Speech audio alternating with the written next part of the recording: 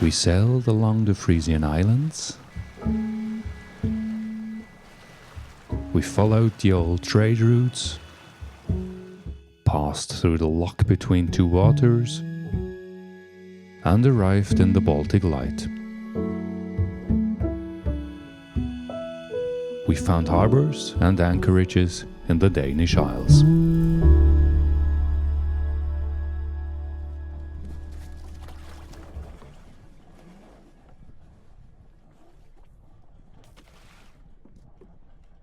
We had reached our destination for this passage east, the Danish archipelago south of Funen.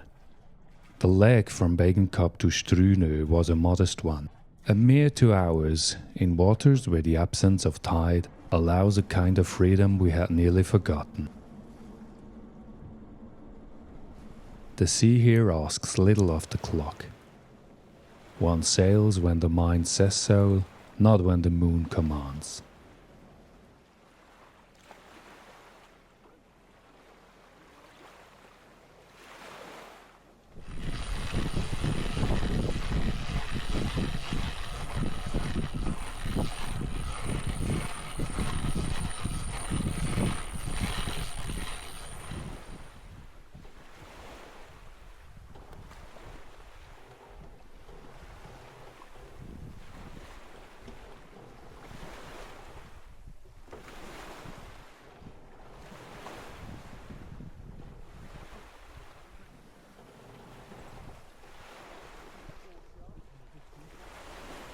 Silakant's hull was drawn for the sea, not for the marina. Her name comes from a fish once thought extinct, a reminder that some forms last for good reasons. The design dates to the late 80s, drawn by Dick Koopmans and Tjerk Hutting, known for their focus on beauty and seaworthiness. The hull is aluminium, built for strength. Displacement is over 14 tons, with half of it deep below as lead ballast. A long keel design that carries its weight quietly through waves. It's slow to turn, and maneuvering in a tight marina needs strong nerves.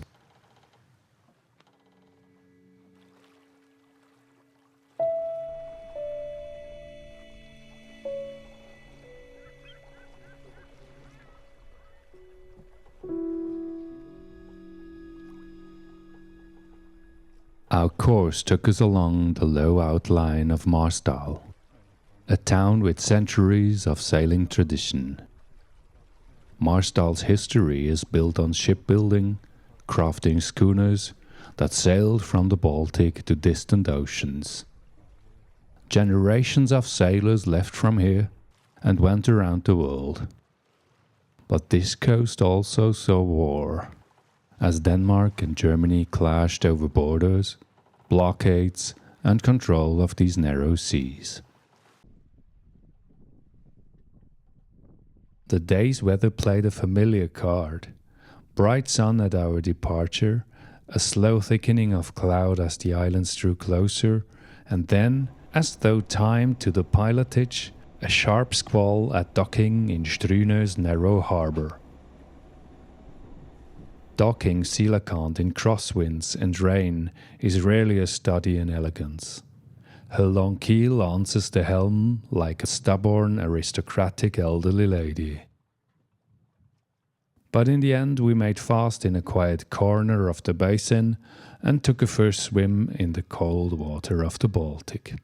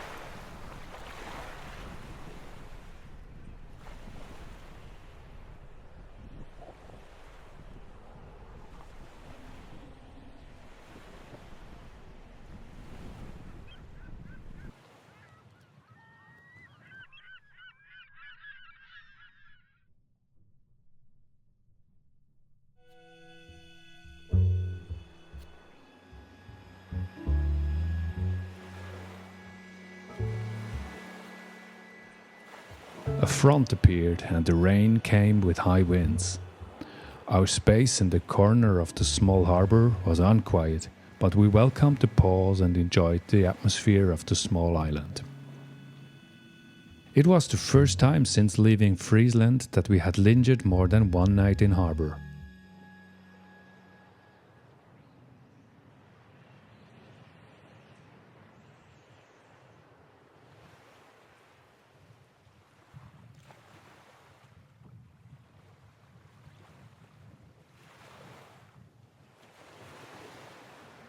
The rain ceased in time and the wind remained, shaping waves in the meadows of Strynö as much as on the sea.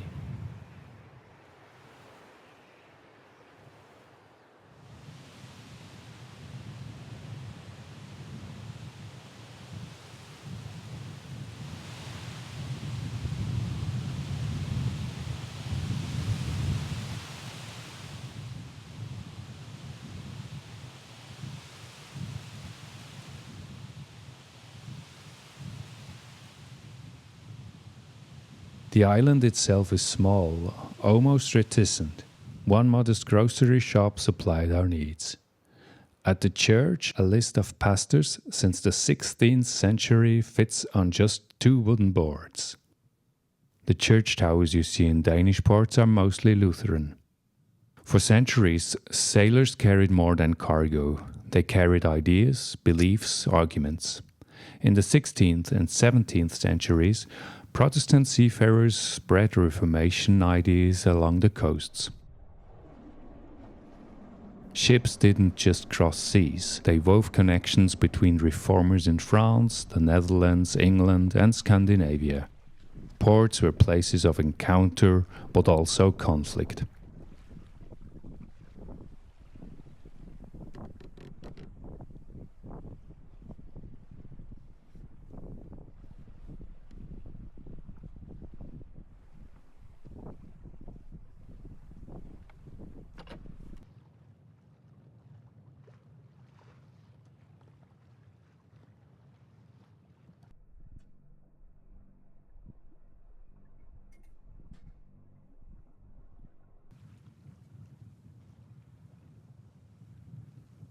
We left Strynö and sailed through a narrow fairway between tiny islands and then fell off towards Ærø.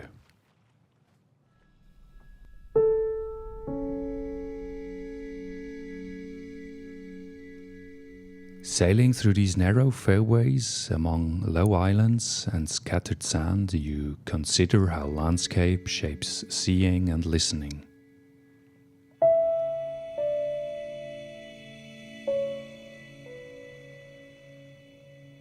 Sparse land, white skies, clouds remaining undisturbed from ground turbulence. Subtle changes, a shift in watercolor, a line of reeds, a belfry behind low trees.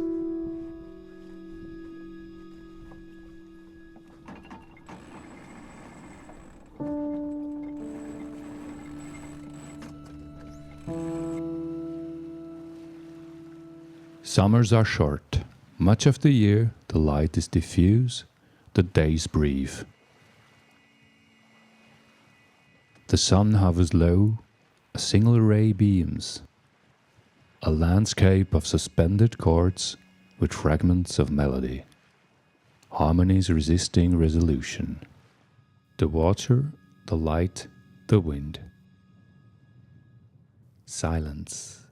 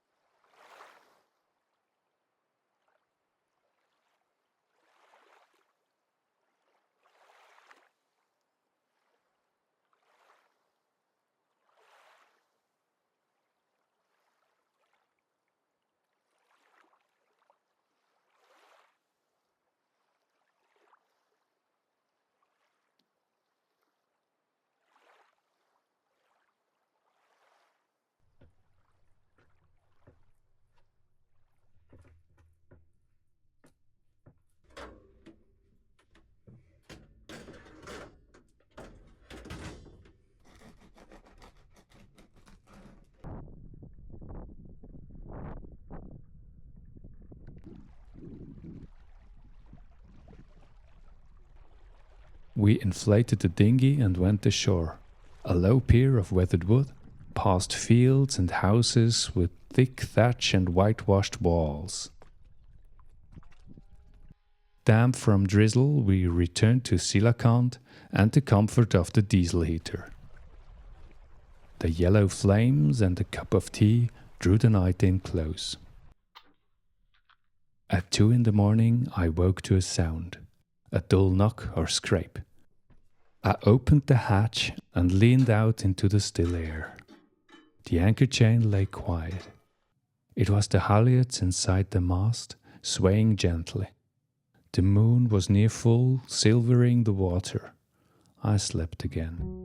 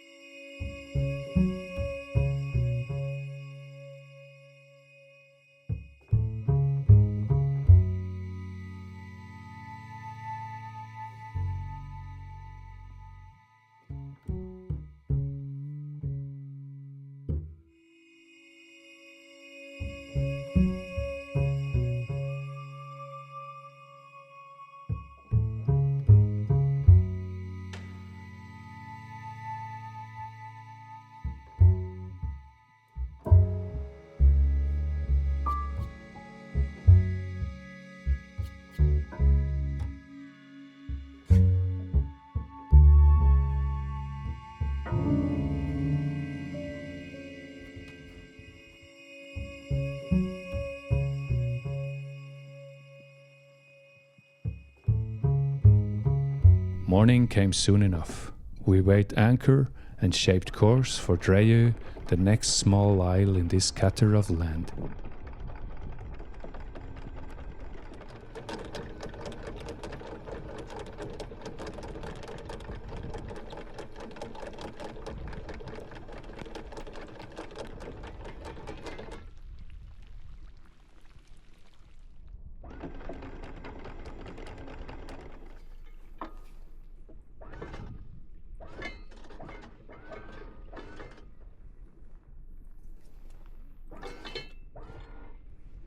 The dinghy trailed behind us, and we sailed slowly through rain, reading the shallows and turning at the cardinal buoy.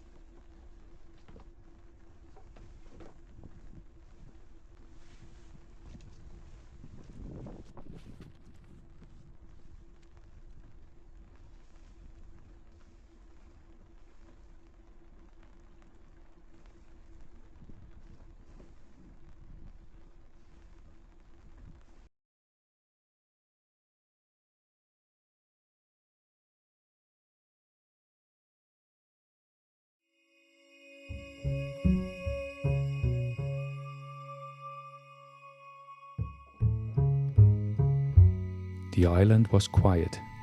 We wandered along the shoreline, the rain trailing off in mist.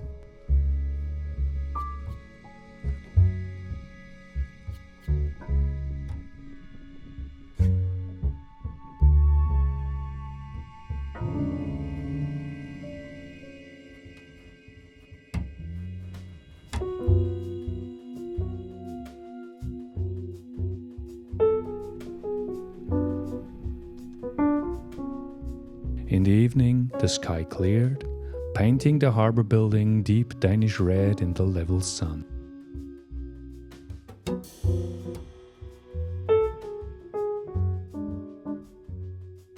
And then, as if someone had indeed flicked a switch, the wind rose at last. The promised gale arrived.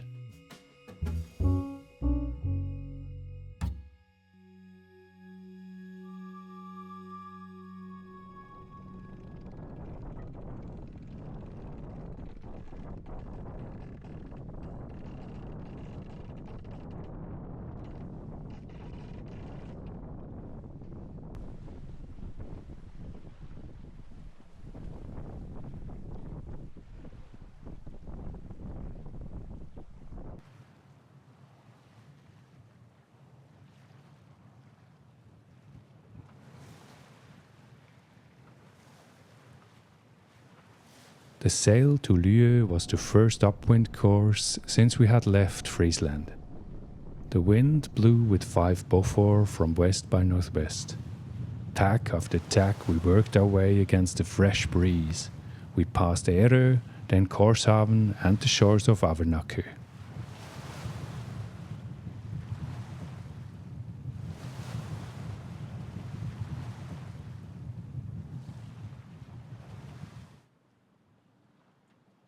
We had to find a sheltered anchorage for the night.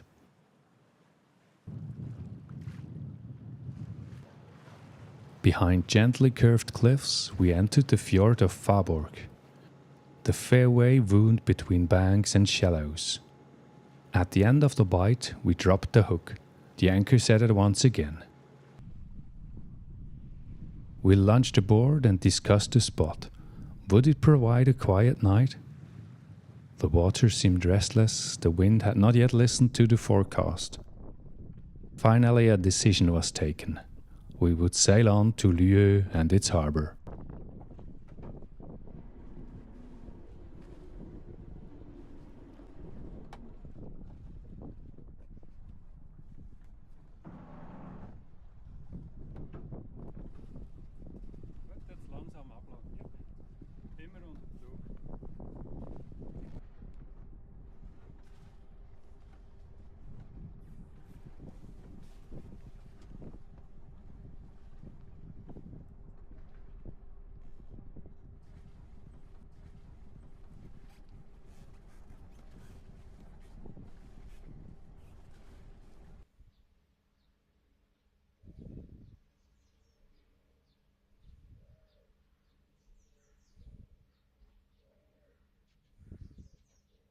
A day of rain in Lieu was spent on the deck reading and taking advantage of a short hour without downpour to explore the island and replenish provisions at a grocery selling the most needed goods.